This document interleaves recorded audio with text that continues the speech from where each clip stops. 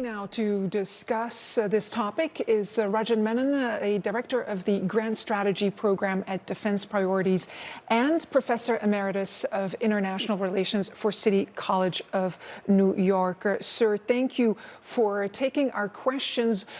Let's start with the role that the Wagner Group plays in the war. What does their prominence tell you about the fitness of Russia's own military in this fight? Well, Russia's problem is that it set out to conquer what, setting aside Russia, is the largest country in all of Europe, namely Ukraine. And it is about the fifth or sixth largest in population.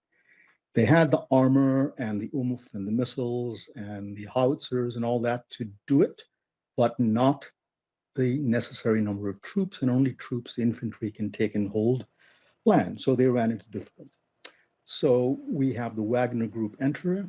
Lately, they've been prominent in two places: in the Ukrainian control area, Republic of Donetsk, the province of Donetsk, Soledar and Bakhmut, and they have been prominent in that battle, but they are vying with the regular Russian armed forces for credit as to who really is doing most of the fighting and winning in both places. Who is the man behind the Wagner Group? What can you tell us about his relationship with the Russian army and with Vladimir Putin himself? His name is Yevgeny Prigozhin. He's 61 years old. He spent some time in a Soviet prison.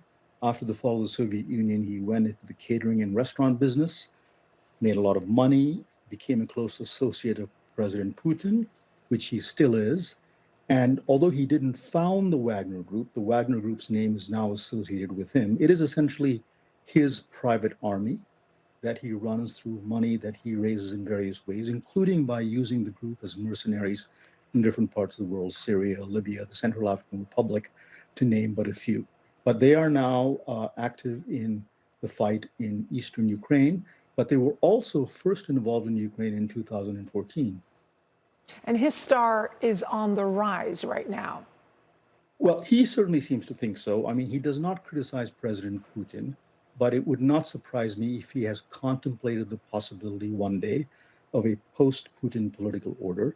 And he is certainly one of those positioning himself to demonstrate that he is a patriotic leader, that he is a military leader, that he has won victories for Russia. That is partly what the Wagner operation in Ukraine is all about. So would you say that they act and he acts with the blessing of Putin? You know, that is a very interesting question. The lines of communication are murky as between him and Putin. He certainly wouldn't be doing it if Putin disapproved. One doesn't do that in Russia.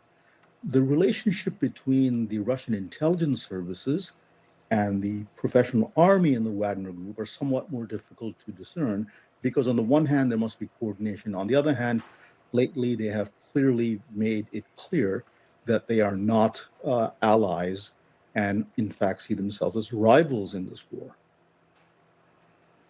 Now, you just pointed out, I mean, the official, you have on the one hand, you have an official army and this private for-hire army, the Wagner Group. It's not always clear whether they are always in competition or whether they complement each other. Are they essentially different actors, just both vying for Putin's favor at this stage?